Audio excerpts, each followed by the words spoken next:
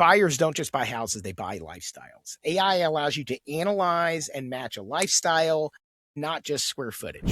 Last time my wife and I bought a house, we built a pundit square. We are not a pundit square or a list of, maybe it wasn't a pundit square, but it was like nice to haves, must haves, negative, no's and negatives, right? And we put things in each category.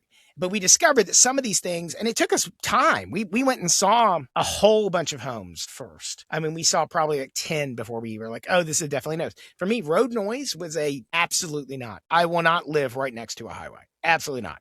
For me, that's a no. And so you have to know what that is for you. For me, going outside and being in that backyard where it's quiet and serene is something that I really, really wanted. And I was willing to not live in a house that, was near any barrier or anything else. Saw some really nice houses and I went outside. And by the way, you do want to check that. You want to go at 5 o'clock in the afternoon when it's rush hour traffic, because you went at like 11 o'clock on a Saturday, it's quiet. But at 5 o'clock, it's like you're at a raceway. So here's the reason it's important. Because right now, the old way of doing this is that a buyer tells you their budget, the bedroom count, you set up an automated MLS, multiple listing service, and you have a drip campaign that sends them an email or a text every time a 3-bedroom, 2-bath house hits the market. And you're competing with Zillow, honestly. What you can do as a real estate agent is set up like the Hyperlocal Lifestyle Matchmaker. I'm going to coin that and sell that.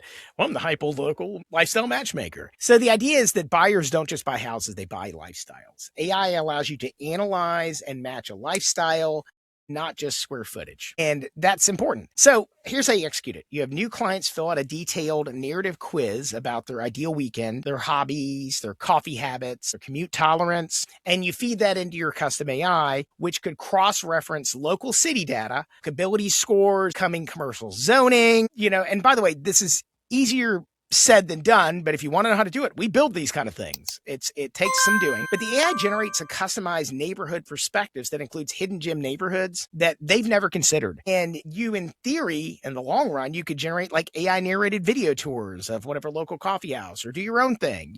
There's a whole bunch of things you can do there.